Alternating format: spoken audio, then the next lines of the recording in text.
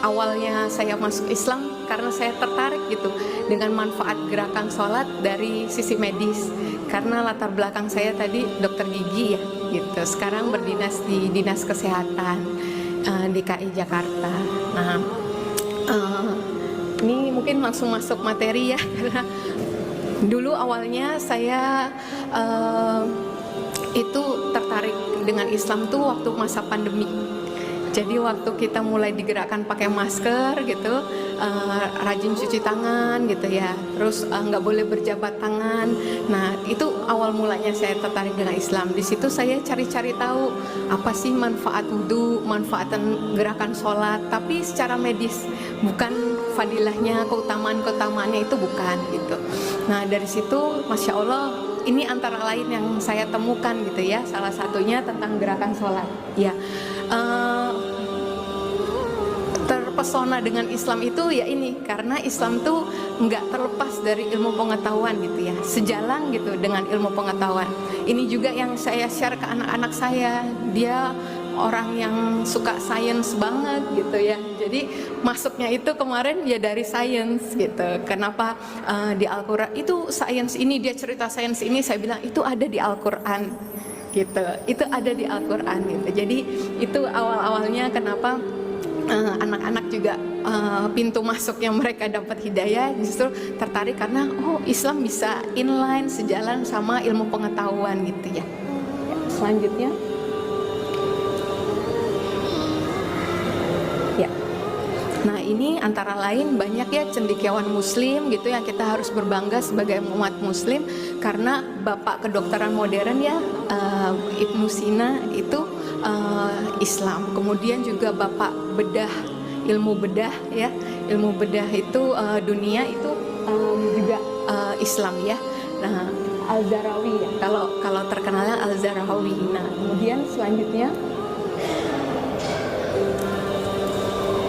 ya ini untuk mematahkan sebenarnya kalau Islam kesannya kayak kolot, ketinggalan zaman gitu-gitu ya. Padahal sebenarnya banyak hal yang justru dipelopori, diawali itu oleh justru Islam gitu. Nah ini kalau kita menunaikan sholat gitu ya, ada sekitar 7 postur ya atau 7 gerakan gitu, 7-9 gerakan waktu kita melakukan 1 rakaat sholat. Nah kalau di total usia sampai rata-rata 50 tahun aja itu ada 1.700.000 ya gerakan gitu ya seumur hidup kita. Oh iya, Masya Allah. Ya selanjutnya ini sekilas-sekilas aja ya, cepat-cepat bagian-bagian tertentu yang saya tekankan. Yang sebelumnya boleh, slide sebelumnya yang waktu-waktu sholat ya, sedikit saya mau share. Nah ini ya, nah ini kenapa saya sampaikan, karena dulu saya kepo banget gitu ya. Kepo tuh apa? Pengen tahu banget gitu ya, kenapa sih subuh tuh jam segitu, zuhur jam segitu, asar jam segitu, maghrib jam segitu gitu.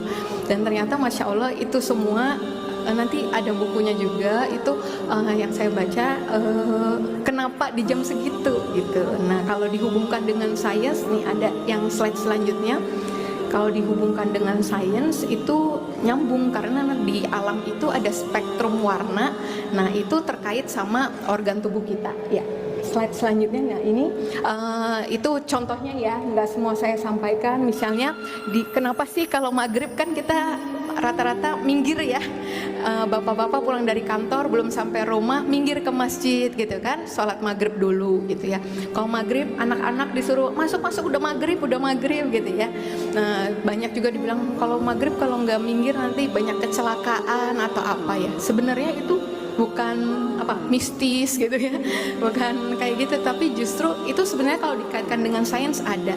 Jadi di saat itu terjadi kayak ini tumpang tindih frekuensi ya di alam itu, makanya bisa mengganggu penglihatan kita.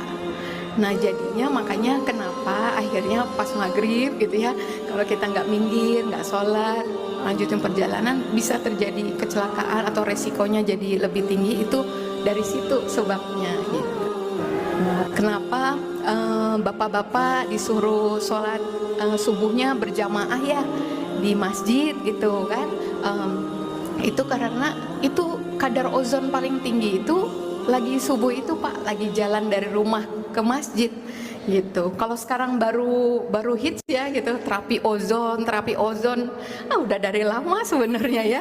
Rasulullah nyuruh kita sholat subuhnya bapak-bapak terutama di masjid. Itu supaya bapak-bapak dapat kadar ozon paling tinggi Pak, paling bagus di jam-jam segitu. Jadi kalau tahu keutamaannya sholat subuh berjamaah di masjid itu luar biasa, ada bonusnya lagi untuk kesehatan jasmani kita gitu ya. Ya, selanjutnya. Ya, ini dari jauh mungkin nggak kelihatan ya. Ini siklus fisiologi di tubuh kita, siklus hormon di tubuh kita dari jam ke jam. Nah, kenapa sholat duha itu dikasih keutamaan di sekitar jam 9, jam 10 gitu ya. Ya, jadi itu karena ternyata di penelitiannya hormon stres paling tinggi Bu, namanya hormon kortisol, itu paling tinggi di jam-jam segitu gitu. Jadi ketika kita menunaikan sholat duha, insya Allah hormon stresnya itu menurun. Nggak cuman bapak-bapak yang stres jam 9-10 di kantor, di pekerjaan ya.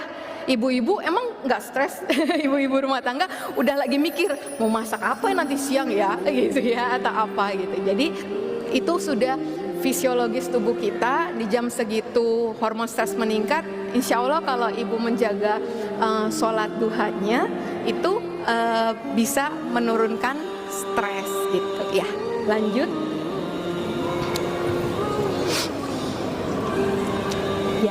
Nah, ini sebelum masuk sholatnya kan kita disuruh untuk menyempurnakan wudhu ya, gitu, menyempurnakan wudhu. Dan ternyata, masya Allah, di wudhu ini itu waktu kita wudhu dengan sempurna itu ada sekitar 493 titik akupunktur yang terangsang ya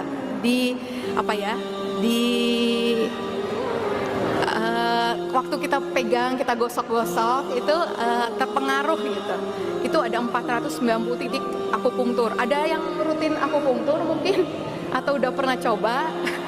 Nah, itu kalau belum pernah coba akupunktur, sebenarnya kalau wudhu kita sempurna itu udah kayak di akupunktur, Bapak Ibu ya. Ini contohnya di wajah kita itu ada 84 titik.